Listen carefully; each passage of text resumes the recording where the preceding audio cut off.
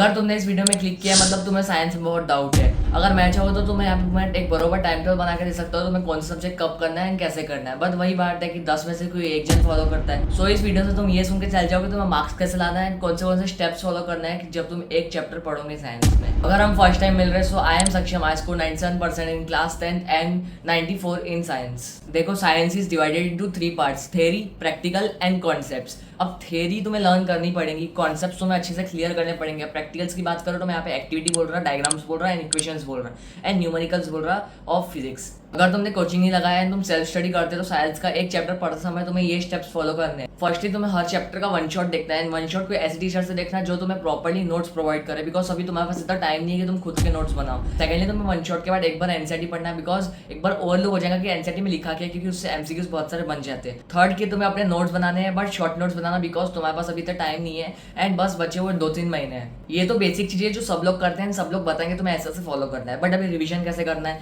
But इसके बाद तुम्हें और क्या करना है। देखो जब तुमने एनसीईआरटी रीड कर लिया, एनसीईआरटी का वन शॉट कर लिया, तो तुम्हारा सबसे बड़ा प्रॉब्लम रहता है कि रिवीजन का तरीका है, रिवीजन तुमसे होती नहीं या बाद में तुमको याद नहीं रहता। सो वो पीडीएफ एनसीईआरटी का चैप्टर का पीडीएफ तुम्हें रनवे मेल पे अपलोड कर देना, या तुम जेमिना पे अपलोड करना, या तुम्हारे पास कोई भी रेफरेंस है, एग्जाम्पलर है।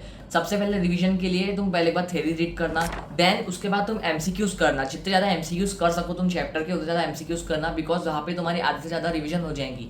देन उसके बाद तुम उसके असर्शन रीजंस करना, बहुत सारे तुम्हें एआई बना के दे देगा। सो यहाँ पे तुमने वन शॉट क्लियर किए, अपने नोट्स बना लिए, उसके बाद तुमने एनसीईआरटी रीडिंग कर ली, देन तुमने एमसीक्यू प्रैक्टिस कर लिया, तुमने असर्शन रीजंस कर लिए। अब तुम्हारा बेसिक काम है कि तुम एनसीईआरटी से तुम ऐसा कुछ पढ़ो कि तुम्हारे एग्जाम्स में आए वो।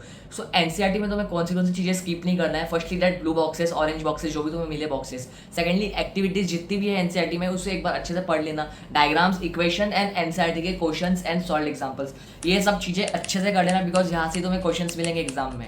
एंड जितने भी थ्योरी पार्ट है, लाइक बायोलॉजी में थ्योरी पार्ट है या फिजिक्स वगैरह में थ्योरी पार्ट है, ओम्स लॉ वगैरह, वो तुम्हें लर्न करना है एंड वो एज इट इज आता है। एंड जितने भी तुम्हारे कॉन्सेप्चुअल पार्ट है, लाइक फंक्शंस ऑफ स्टोमेटा की बात करें तो वहां से तुम्हारे घुमा फिरा के so called competency based questions आएंगे। अब ये तो तुम्हारा ओवरव्यू है कि तुम्हें हर चैप्टर पढ़ना कैसे है, पर लेट्स गो डीपर एंड हर एक सब्जेक्ट को अच्छे से क्लियर करें। Start with biology. बायोलॉजी में तुम्हें most of the part theory वाला मिलेगा जो कि तुम्हें लर्न करना ही चाहिए। एंड अगर मोस्ट इंपॉर्टेंट चैप्टर्स की बात करें तो लाइफ प्रोसेस है, कंट्रोल एंड कोऑर्डिनेशन है, एंड हेरिडिटी है। अब लाइफ प्रोसेस में तुम्हारा digestion, excretion and respiration important है एंड वो अच्छे से कर लेना। एंड ह्यूमन सर्कुलेशन बहुत इंपॉर्टेंट है। देन सेकंड है तुम्हारा कंट्रोल एंड कोऑर्डिनेशन, जहाँ पे हार्मोन्स वगैरह के बारे में अच्छे से पढ़ लेना, हार्मोन्स के फंक्शंस वगैरह एंड ब्रेन के फंक्शंस वगैरह अच्छे से पढ़ लेना, ये इंपॉर्टेंट पार्ट है। Then jump to your heredity, जहाँ पे तुम्हारे ट्रेड्स एंड मंडल लॉ बहुत इंपॉर्टेंट है।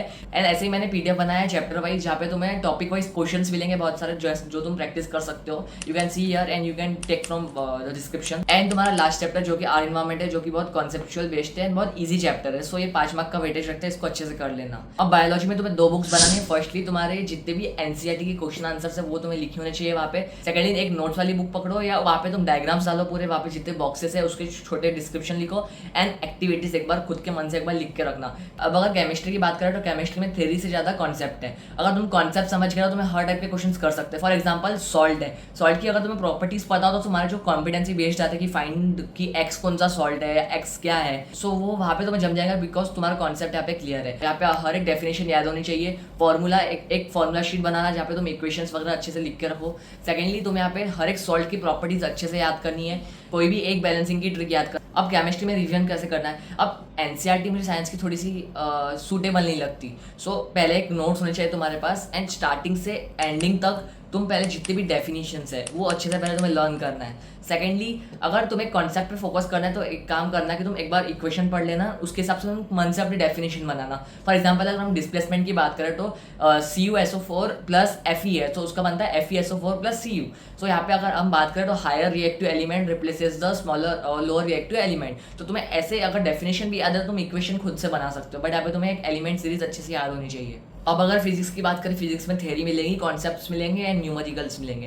थ्योरी तो तुम्हारा एज इट इज लर्न करना है। फॉर एग्जांपल ओम्स लॉ बहुत इंपॉर्टेंट है, तुम्हें लर्न करके जाना है। अब इसमें इंपॉर्टेंट चैप्टर्स की बात करें तो इसमें इंपॉर्टेंट चैप्टर है लाइट, जिसमें तुम्हारे लेंस एंड मिरर के बारे में पूछा जा सकता है बहुत। डायग्राम्स उसके बहुत इंपॉर्टेंट है। फिर फीचर्स एंड फंक्शंस इंपॉर्टेंट है, एंड रिफ्रैक्टिव इंडेक्स बहुत इंपॉर्टेंट है।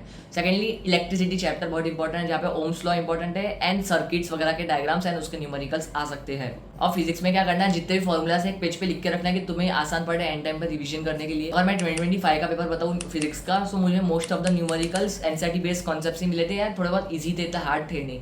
सो एनसीईआरटी जितने भी सॉल्व एग्जाम्पल्स हैं, एनसीईआरटी एक्सरसाइज है फिजिक्स की, अच्छे से करके रखना एक बुक में, एंड उसको बाद में एक बार रिवाइज भी करके चल जाना। एंड अब मैं तुम्हारी एक दिक्कत सॉल्व करूँ न्यूमेरिकल्स की, जिसमें तुम्हें न्यूमेरिकल्स आती ही नहीं। सो सबसे पहले कोई भी एक न्यूमेरिकल रीड करना, उसको एनालाइज करना कि वो तुम्हें करना कैसे है, देन उसके बाद तुम थोड़ा सोचना कि तुम्हें वहाँ पे कौन से फॉर्मूला लग सकते हैं। लाइक फॉर एग्जांपल इलेक्ट्रिसिटी का न्यूमेरिकल है, वहाँ पे तुम्हें फाइंड करना है कि तुम्हारा रेजिस्टेंस कितना है, तो तुम्हें एक फॉर्मूला लगाना पड़ेगा, या पैरेलल या सीरीज का। तो यहाँ पे मोस्ट ऑफ द क्वेश्चंस में तुम्हें स्टार्टिंग याद करनी पड़ सकती है, या स्टार्टिंग तुम्हें सोचनी पड़ सकती है कि तुम्हें एंड खुद ही आ जाए, या सेकेंडली तुम्हें बहुत सारी प्रैक्टिस करनी पड़ेगी। प्रैक्टिस के लिए कोई भी सैम्पल पेपर लो, एग्जाम्पलर बेस्ट है, also NCERT is also best, या तुम कोई भी रेफरेंस लो, वहाँ से सॉल्व करो। अब मोस्ट इंपॉर्टेंट पार्ट साइंस या हर एक सब्जेक्ट में है तुम्हारा पेपर प्रेजेंटेशन।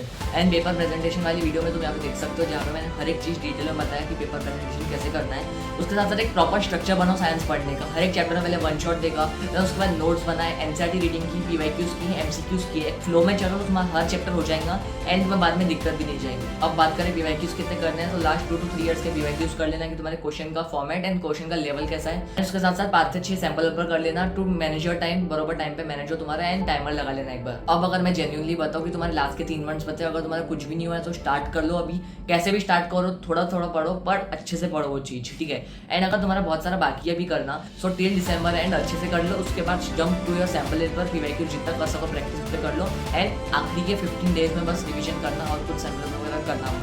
एंड उसके साथ साथ तुम इतना भटको मत कि प्री बोर्ड्स की प्रिपरेशन करना है, pre boards are just to make you prepare, but तुम्हारा अगर सिलेबस ही कंप्लीट नहीं हो, so don't prepare for that pre board. सबसे पहले अपना सिलेबस कंप्लीट करो पूरा, बिकॉज क्वेश्चंस अगर दूसरे चैप्टर के आगे जिसमें तुम्हारा चैप्टर कवर ही नहीं है तो तुम कर ही नहीं पाओगे। एंड अब तुम्हारे पास इतना टाइम भी नहीं है कि तुम अच्छे से नोट्स बनाओ, सो शॉर्ट नोट्स बनाना, किसी टीचर के नोट्स फॉलो करना, किसी टॉपर के नहीं, किसी टीचर के नोट्स फॉलो करना। उसके साथ साथ तुम्हें कोई भी आके ऐसे बोले कि तुम ये कलर करो, यहाँ पे कीवर्ड लिखो, यहाँ पे कॉन्सेप्ट लिखो, अब ये फालतूगिरी करने का टाइम नहीं है। सीधे साधे नोट्स बना दो, सीधे साधे एनसीईआरटी पढ़ो, अंडरलाइन कर लो इंपॉर्टेंट लाइन्स ऑफ एनसीईआरटी जो तुम्हें लगे, एंड उसको बस पढ़ के जाओ, एंड खुद पे विश्वास रखो, खुद का जो तुम्हें समझे कि ये आ सकता है तो ये करो, किसी और की सुनो मत। सो अब तुम्हारा एक स्टेप है कि रोज तुम 1 से 2 घंटा अपनी साइंस को दो, एंड अपनी प्रिपरेशन जारी रखो टिल द बोर्ड्स।